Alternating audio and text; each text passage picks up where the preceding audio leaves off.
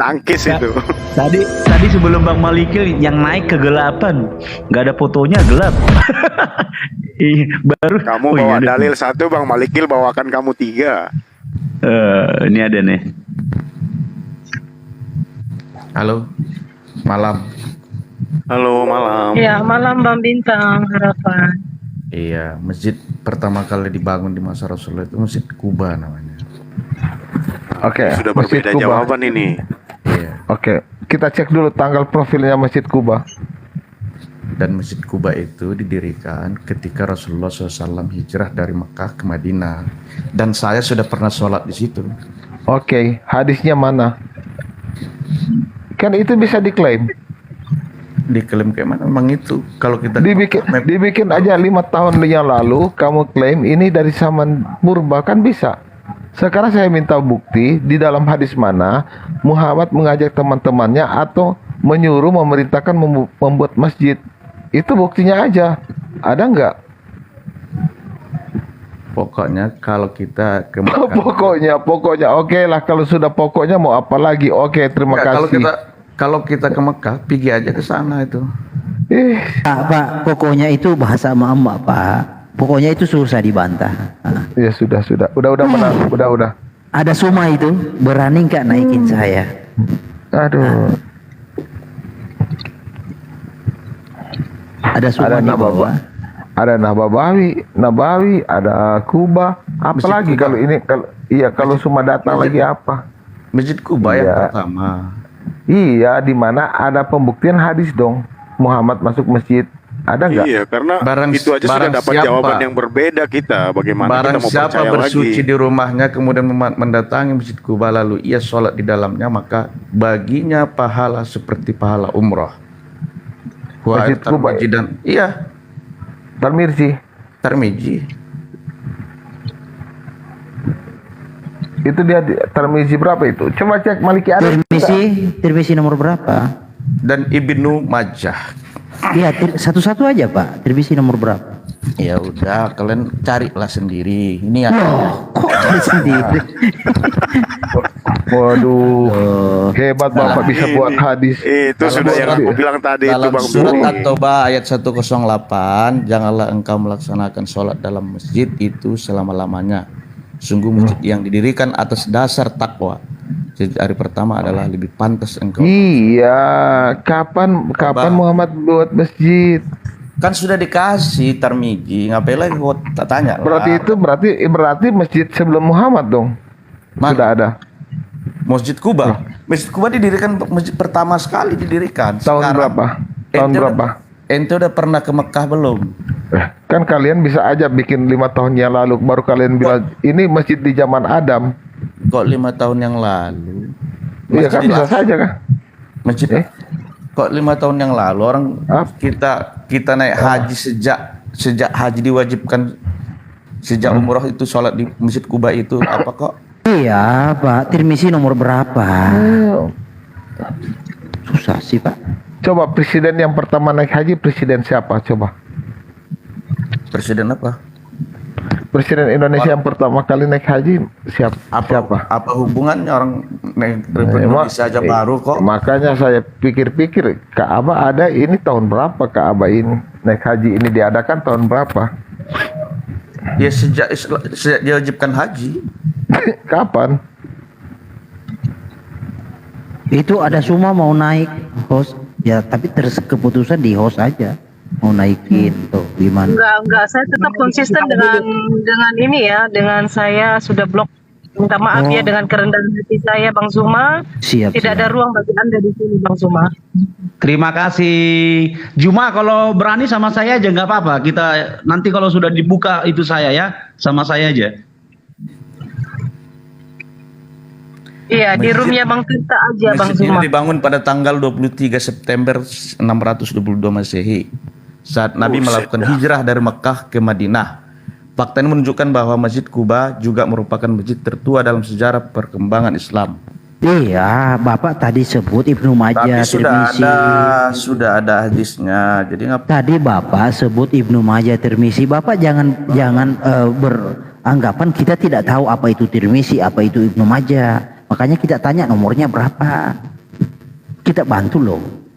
Ya coba carilah kalau Bapak. Loh kok cari Pak? Sulit mencarinya kalau tidak ada referensinya. Sulit ya kan? Memang sulit lah. Iya. Kalau kalian tidak mau menerima kebenaran ya sulit. Kebenaran. Kebenaran dari mana? Bapak mau menyatakan Kan kebenaran. faktanya nggak tahu. Semua orang yang Referensinya. melaksanakan sholat di Masjid Kuba, yang melaksanakan haji, Mau menyatakan kebenaran lalu cari sendiri. Ya Bapak ya sama dengan Allah. Kalian ingin selamat, cari sendiri, usaha sendiri. Sama Usaha. Bapak dengan Allah. Tolong saya ya. Iya. Ada sampai deh Bapak ini.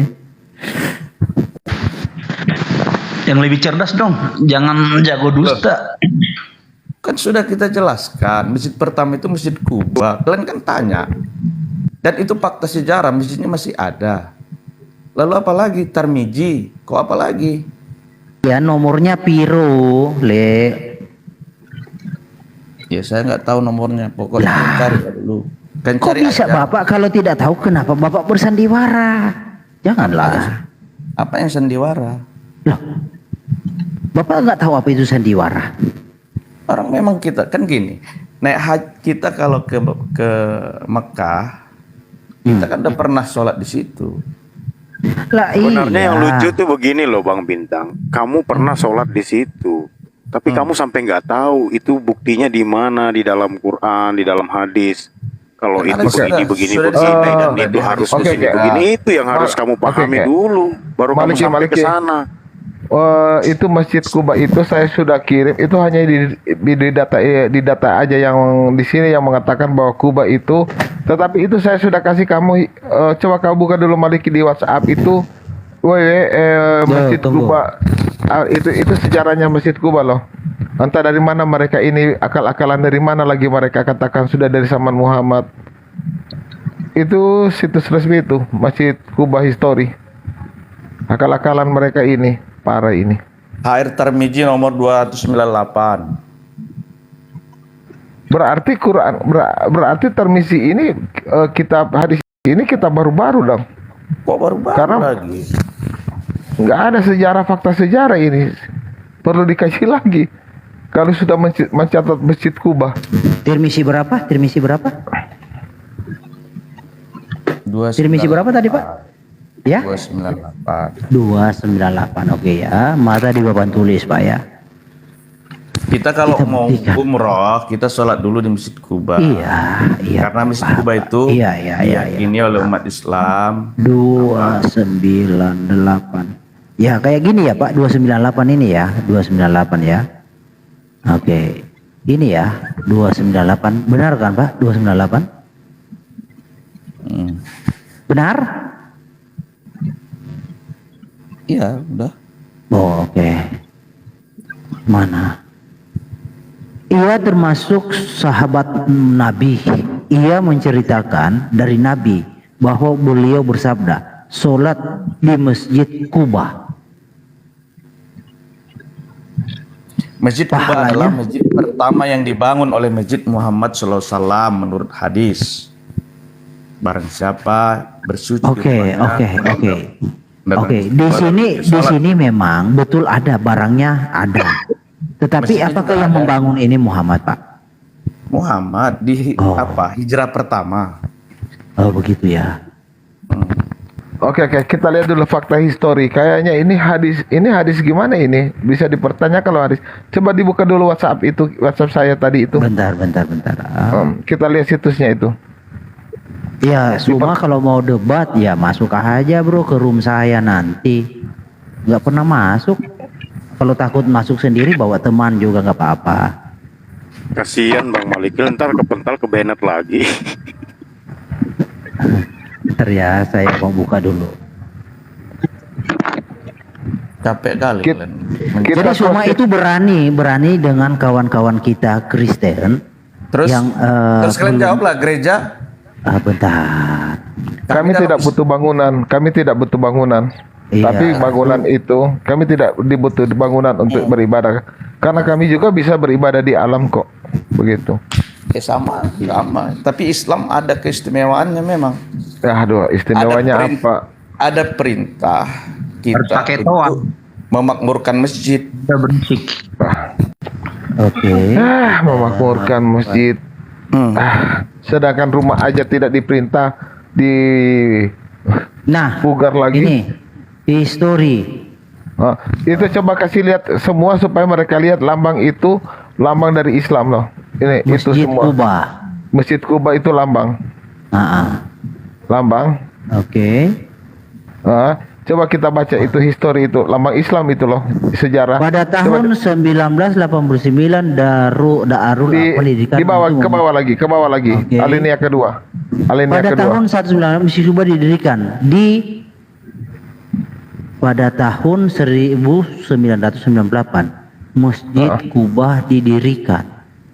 Di 15.517.105 AP. Apa ini maksudnya? Sejak awal Masjid Kuba telah melayani populasi yang beragama etnis, termasuk Muslim asal Afrika. Oke. Jadi setelah pencarian, lokasi baru ditemukan. Waduh, ini kagak ngerti maksudnya apa sih? Ya makanya jangan Itu. cari persoalan. Berarti itu berarti itu masjid yang baru dibikin.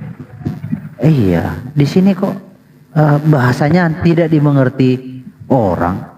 Sengaja bahasa dokter ini kayaknya. Supaya tidak diketahui. Mari kita ketawa, kalian nggak paham soal sejarah Islam kok banyak. Oh iya.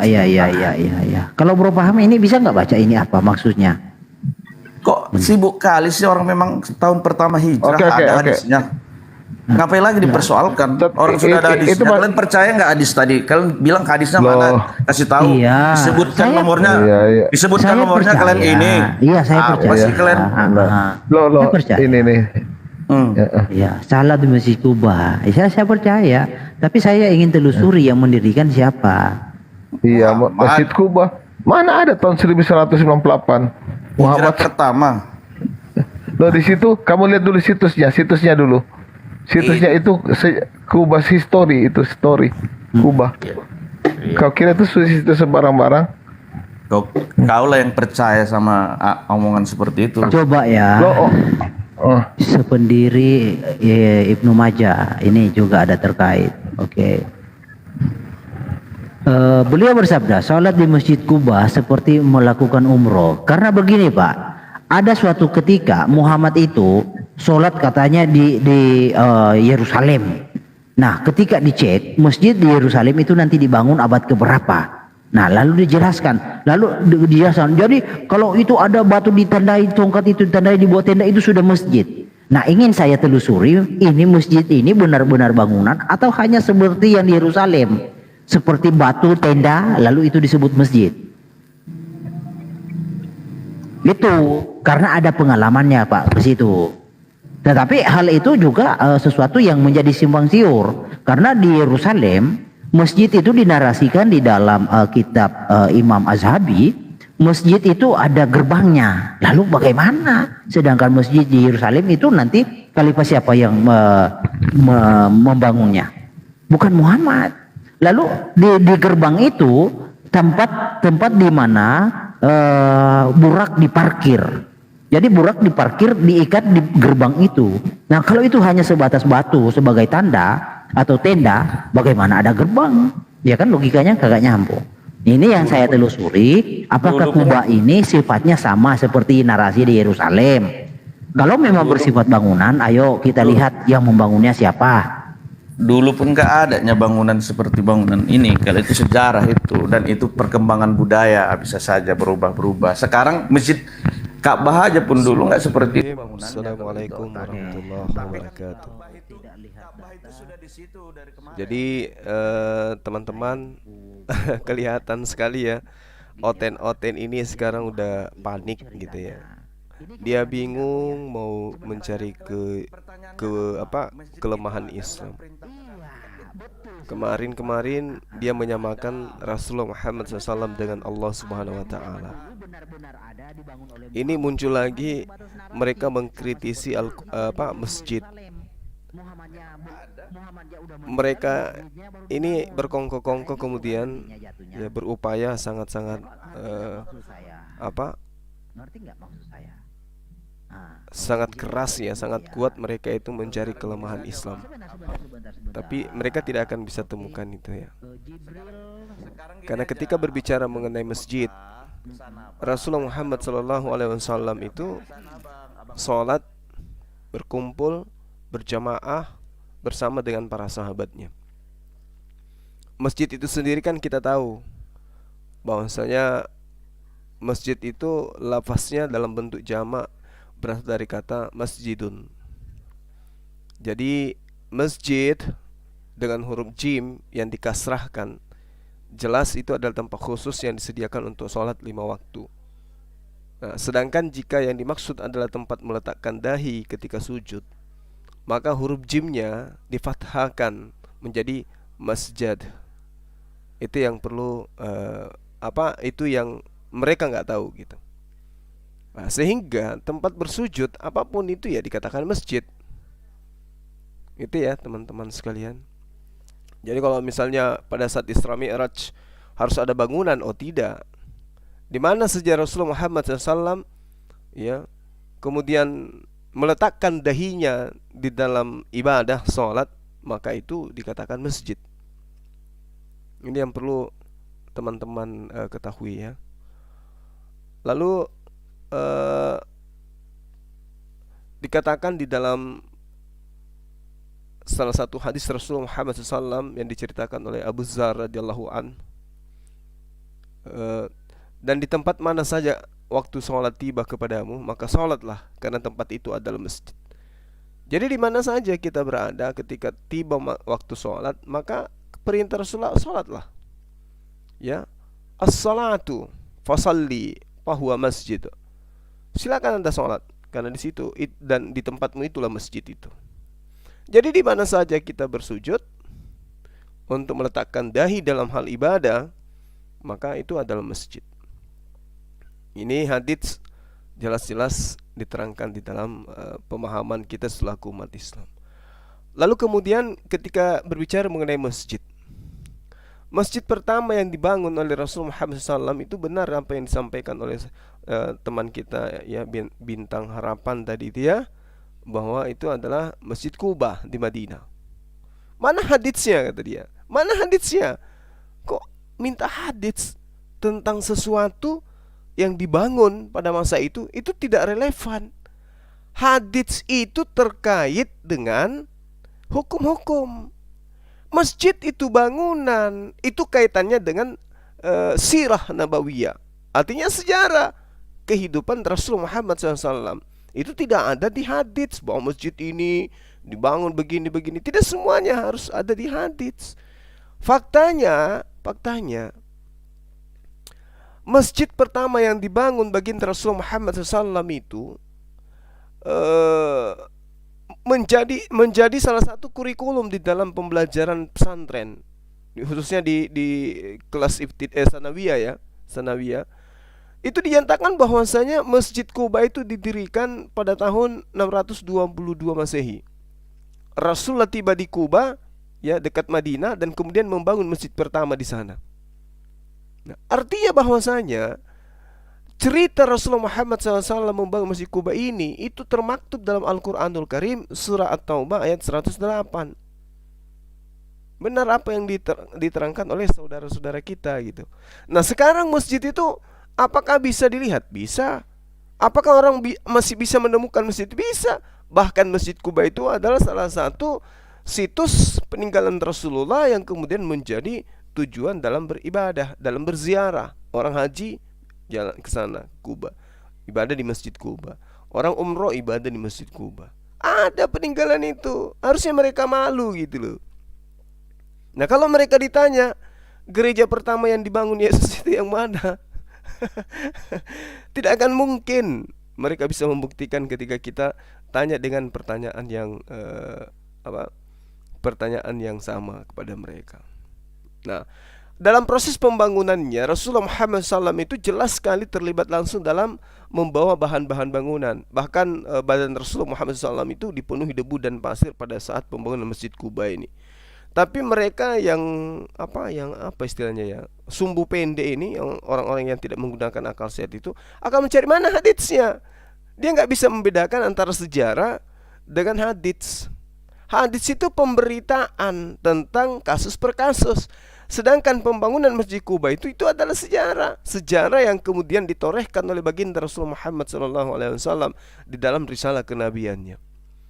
Nah, kemudian masjid itu jelas, Masjid Kuba itu direnovasi oleh Khalifah Umayyah Umar bin Abdul Aziz. Ya, begitu beliau membangun, ya, Umar bin Abdul Aziz ini, beliau membangun menara masjid, dan itu adalah menara pertama. Itu adalah menara pertama. Kalau sekarang itu Masjid Kuba itu memuat kurang lebih 20.000 orang, ya, jamaah, ya, sahabat-sahabat, dan luasnya yang tadinya hanya beberapa meter, sekarang itu sudah kurang lebih hampir 6.000 meter persegi Masjid Kuba itu. Secara struktur bangunan untuk saat ini, ya, Masjid Kuba itu memiliki 4 menara yang kemudian memiliki menara yang menjulang tinggi gitu. Lalu kemudian ketika awal tahun berdirinya Masjid Kuba, sejak tahun 622 Masehi hingga tahun sekarang 2022, masjid ini, ya, sudah berumur 1400 tahun silam. Dan itu tidak ada gereja yang bisa ditemukan gereja berumur 22.000 tahun. Nggak ada, karena memang Yesus tidak pernah mendirikan gereja. Ya, Yesus tidak pernah mendirikan gereja. Bagaimana mungkin kemudian Yesus mau mendirikan gereja, sedangkan di dalam kitabnya yang diimani oleh orang Yahudi, misalnya di dalam Yehezkiel 44 nomor 9, oleh sebab itu beginilah firman Tuhan, tidak seorang pun dari orang-orang asing yang hatinya dan dagingnya tidak bersunat boleh masuk ke dalam tempat kudusku. Jadi bagaimana mungkin kemudian Yesus itu mendirikan gereja, dalam arti kata mendirikan rumah ibadahnya orang Kristen, sedangkan rumah ibadahnya Yesus adalah rumah ibadah orang-orang yang bersunat. Tidak boleh kemudian orang yang tidak bersunat itu masuk ke dalam rumah ibadahnya orang Yahudi. Jadi gereja itu adalah tempat ibadah yang tidak pernah dikenal oleh Yesus. Mungkin begitu teman-teman. Iya.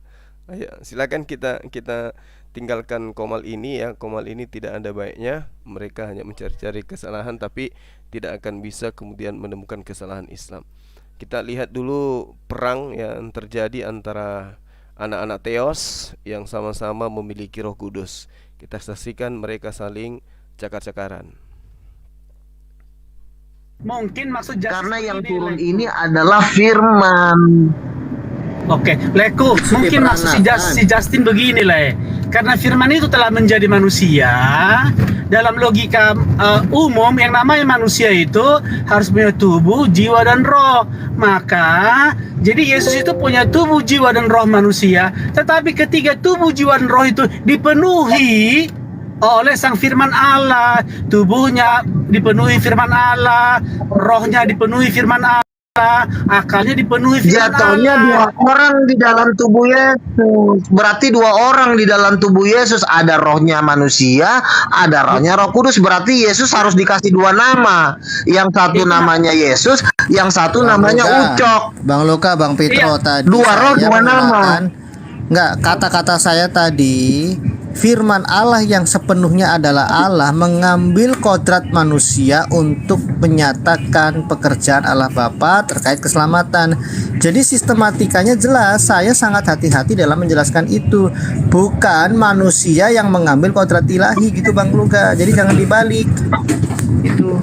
Ya, jadi saya mengerti Justin. Intinya yang saya bingung, yang saya mau belajar baik dari Leku Lugada Burju, bagi dia ternyata firman menjadi manusia itu ternyata hanya tubuh kosong saja, casing kosong, mayat, baru dipenuhi oleh Roh Allah. Emang iya?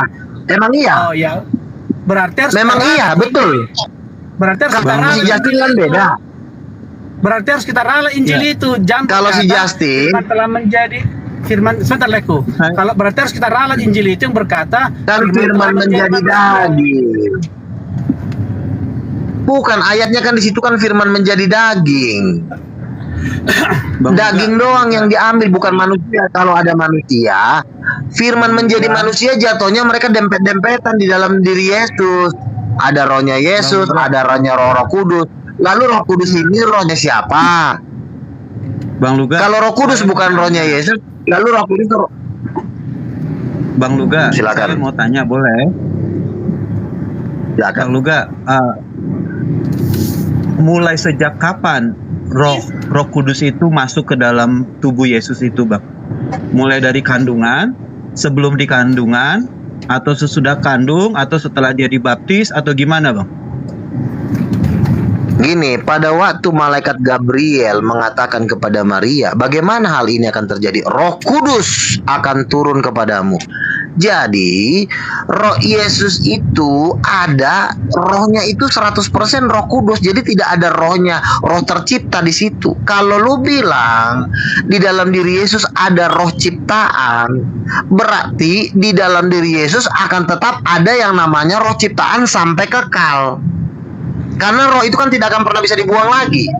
Berarti gua akan mengatakan kepada Yesus, engkau adalah Tuhan dan ciptaan. Sebentar dulu. Mulai kapan roh kan tadi Bang Luga bilang kan bahwa kalau Yesus itu adalah tubuh yang dimasuki roh Allah atau Roh Kudus atau Roh Bapa. Ya. Pertanyaan saya, pada titik kehidupan Yesus, kapan itu terjadinya, kapan? Ya pada waktu si Maria hamil itulah Roh Kudus sama firman masuk ke dalam perutnya. Gini, kalau si Justin mengatakan di dalam diri Yesus ada roh ciptaan, maka saya akan menyebut sebentar dulu. Kalau si Justin mengatakan di dalam diri Yesus ada roh ciptaan dan Roh Kudus, maka saya akan menyebut Yesus dengan dua gelar, yaitu si pencipta dan si ciptaan. Dua-dua ini main ini. Wahai Yesus Tuhan dan ciptaan. Saya akan ngomong begitu karena di dalam diri Yesus tetap ada ciptaan.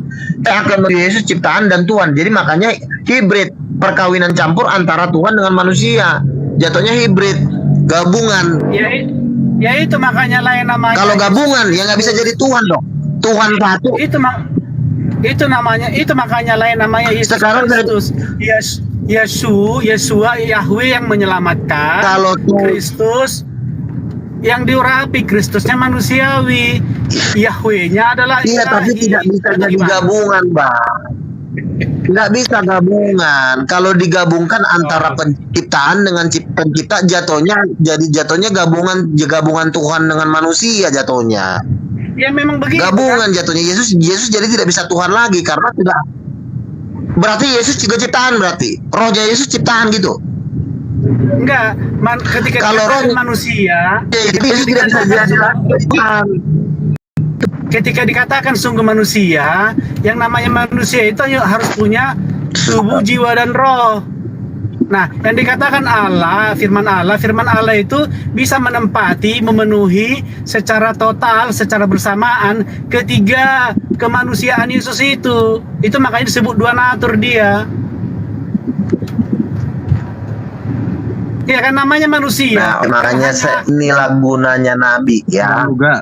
Iya, makanya saya bilang Abang Fitro sebagai guru, sebentar dulu.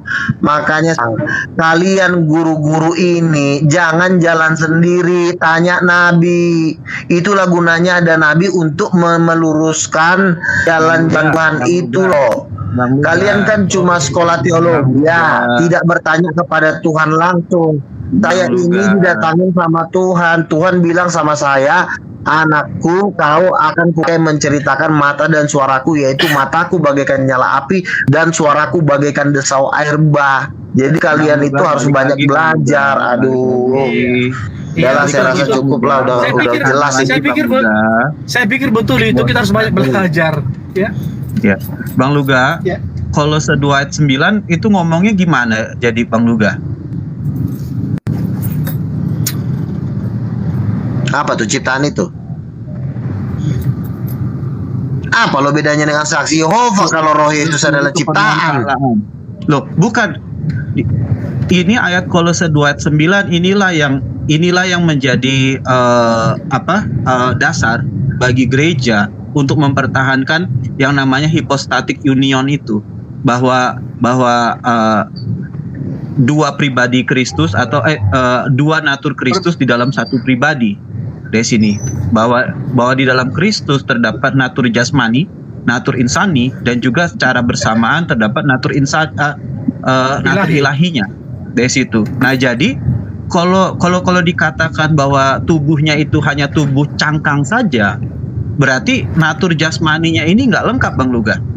Bagaimana dikatakan dia memiliki natur jasmani?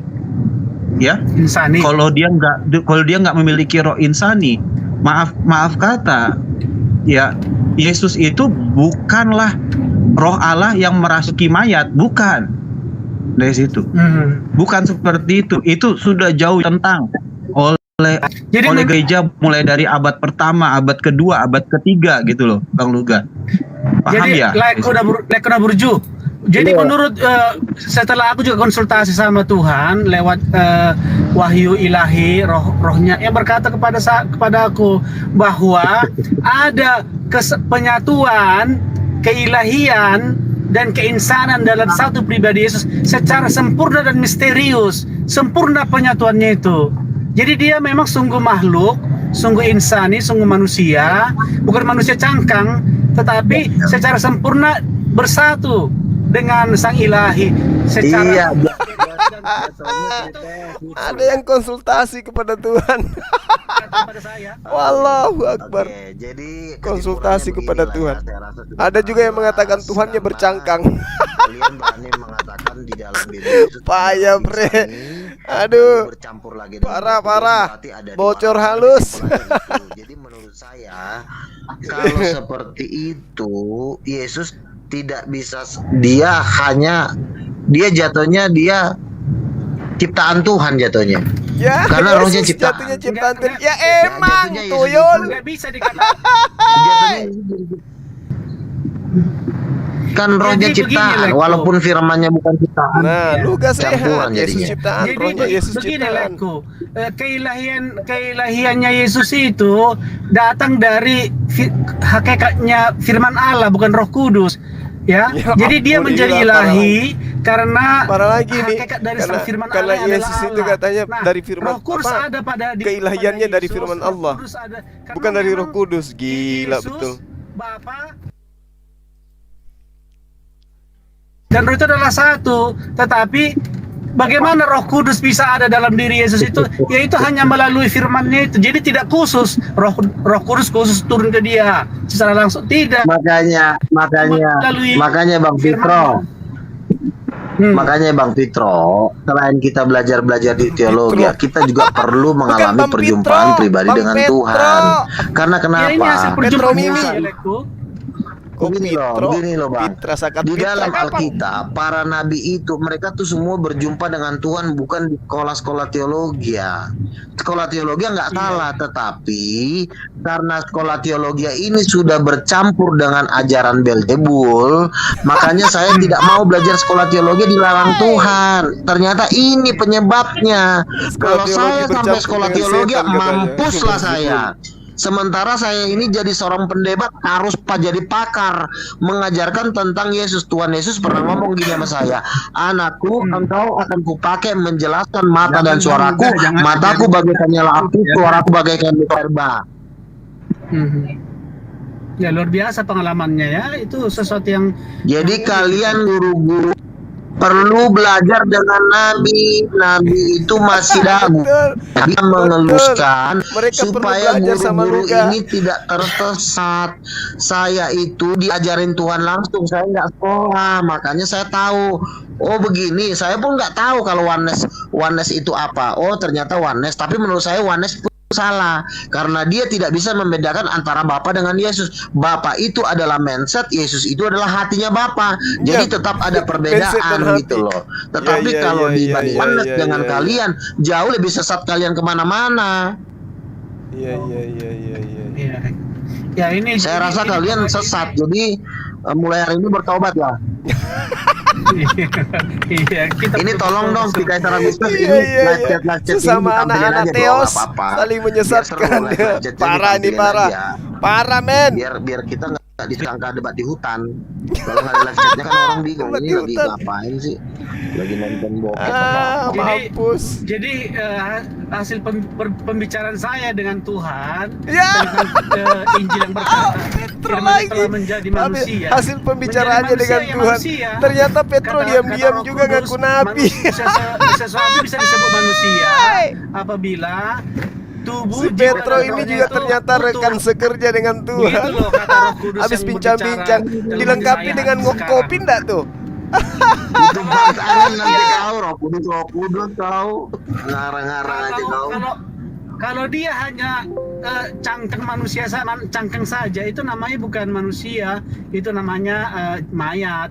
Jadi itulah Yesus cangkang saja katanya mayat. Itu yang ada sama kau tuh hikmat manusia. Itu salah itu cara berpikirnya. Makanya kau butuh nabi, bro. Jangan bilang nabi udah nggak ada.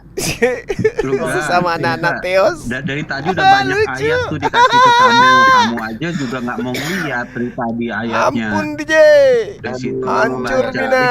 Itu semua ada dasarnya semuanya. Dari tadi kamu ngomong ayat kalau nggak ada tuntunan roh. Si Edo diam-diam baik. Dasarmu cuma bingung si Edo bingung. Tuhan. Tapi siapa yang tahu Justin Edo bingung dia. Saya yang mana yang saya mau ikutin ini? Kalau saya ikutin Luga, berarti rohnya Yesus yang ketakutan makan ikan goreng. Berarti Tuhan makan ikan goreng. Kalau saya ikuti Petro, berarti dalam tubuh Yesus ada dua roh. Yang mana yang benar ini? Lucu. Antara dua roh dan satu roh. Aduh. Kata si Petro, kalau Yesus itu rohnya bukan roh Tuhan, ya. Apa kalau si Yesus itu rohnya bukan roh manusia, maka Yesus itu hanya mayat. Karena cangkangnya saja. Maka solusinya Yesus itu harus punya dua roh. Kata Luga, kalau dua rohnya berarti himpit-himpitan dong di dalam. Lucu. Aduh. Jadi menurut saya ya ini sedang terjadi revolusi besar gereja. Jadi kalian udahlah rendah hatilah, akuilah kekalahan kalian. Kalian tuh nggak bener gitu loh. Ya, sorry nih ya, mungkin harus malu tapi nggak apa-apa lah. Kalian itu udah sesat berabad-abad. Inilah ajaran Katolik. Makanya dari dulu saya paling ngamuk sama Katolik karena selalu bikin hancur Mina. Kenapa Pat langsung tiba-tiba? Si Petro gemeteran. Si Petro gemeteran. Bingung mau ngomong apa si Petro. Dari tadi Bang Petro, dari tadi ayat udah banyak. Cuma nggak dibantah, nggak disentuh, tapi bilangnya Roh Kudus ngomong sama dia gitu loh. Tadi. Petro bingung. Dari Ibrani sudah kita buka.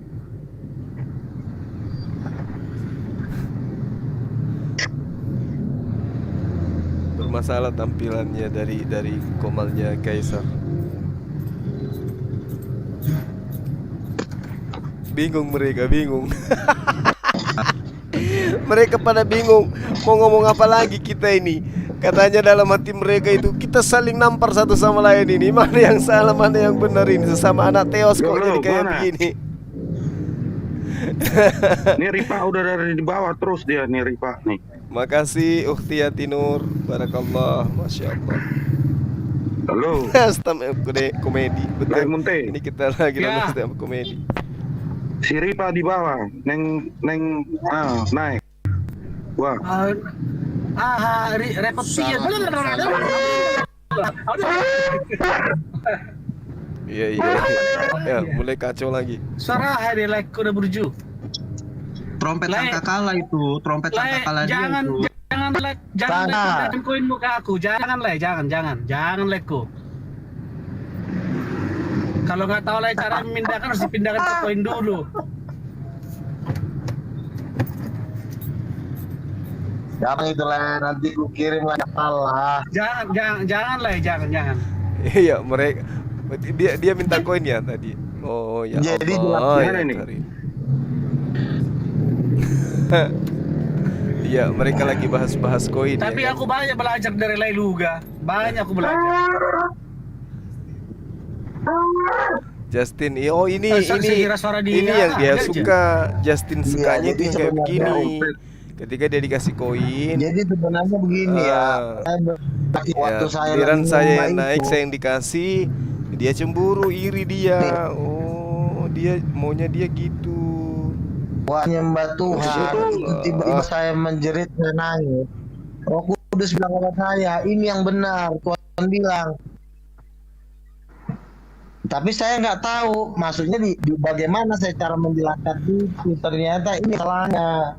Ada rohnya Yesus di dalam dirinya. Coba kalau dia Bukan. Jadi campuran jatuhnya Sendiri itu hibrid. dikit. Aduh Tuhan, Tuhan. Masih mau cakar-cakaran mereka rupanya. Gimana? Tadi udah dijelasin Roh Kudus itu jadi kemanusiaan itu tidak dihidupi oleh Roh Kudus. Roh Kudus malah terjebak dalam daging manusia. Bergantung ke daging manusia. Kalau yang semalam Ada itu ku seperti bilang Tuhannya lupa kalau dirinya adalah Tuhan. Karena di mana ada firman, ya Bapa ada, Roh itu ya ada. Mereka saling mendiami, tidak dipisahkan. Ya, metafisika bang, bukan dalam pengertian seperti kita, tidak.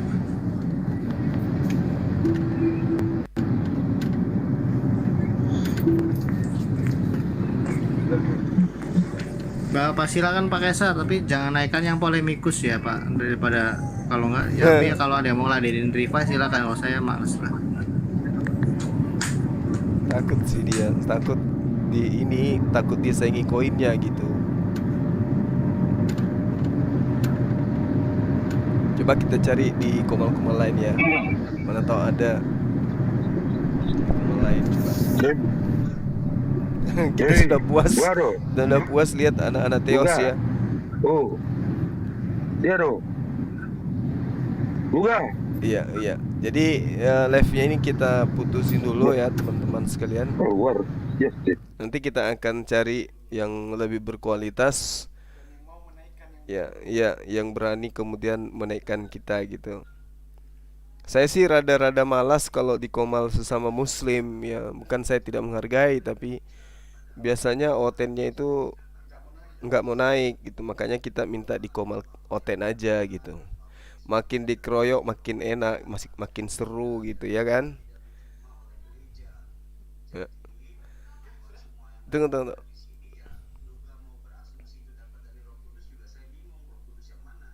Itu bingung mereka.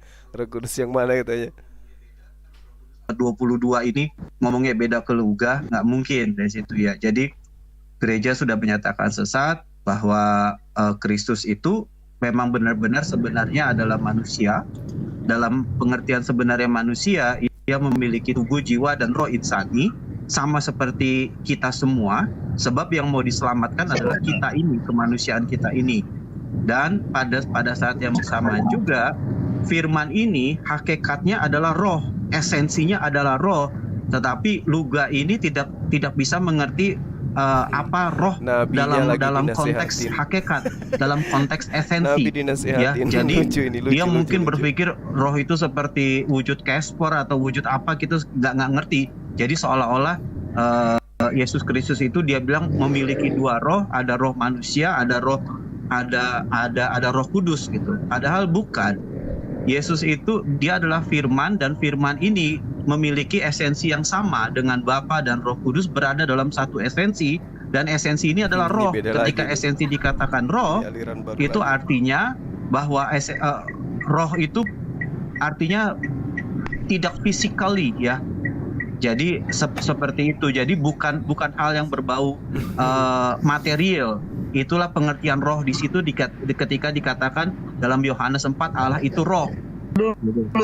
Sorry ya teman-teman, saya keluar dulu. Ya, jadi ya pada jangan jadi semenjak abad awal juga apa yang diajarkan Luga ini sudah ditolak oleh gereja. Oke, sahabat-sahabat, kita sudahi dulu ya. Kita cari komal yang berkualitas. Yang pasti kita sudah melihat bahwa anak-anak Theos ini mereka saling cakar-cakaran satu sama lain. Dan tentu itu cerminan bahwasanya roh yang mereka maksud yang ada pada diri mereka itu tidaklah benar adanya.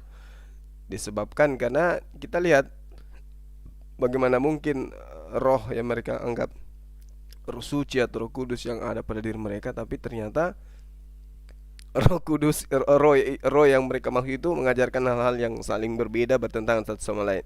Demikian teman-teman sekalian, mohon maaf kalau ada tindakan atau perbuatan yang kurang berkenan. Terima kasih atas perhatiannya. Subhanakallahumma wabihamdi, asyhadu an la ilaha illa anta, astaghfiruka wa atubu ilaik. Wassalamu warahmatullahi wabarakatuh. Salam tauhid, salam satu Tuhan. Allahu Akbar.